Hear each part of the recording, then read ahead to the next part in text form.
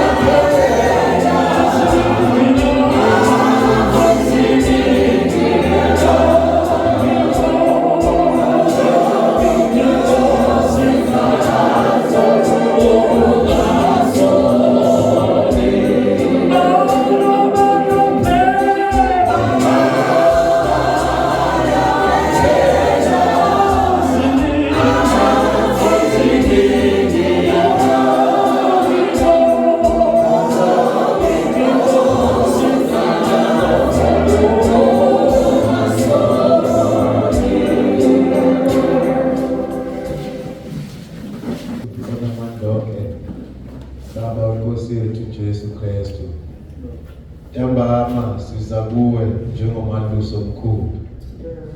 Siyabonga Baba uweluswa esibayeni esifana nalesi.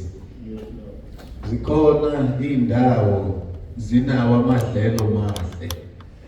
Kodwa Baba sibonga ukuthi usikhethele idlelo elinokuphila.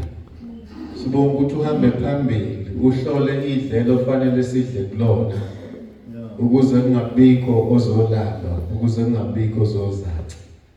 Sibongile kakhulu ukuthi uNkulunkulu owenza izinto zenzeke. Uhlelele inkonzo Nkosi ngoba ufuna ukuba kube yilona lowo ame eqinile, ame enokuqonda. Siyabonga Nkosi ukusicabangela. Siyabonga Nkosi ukusihlelela zonke izinto.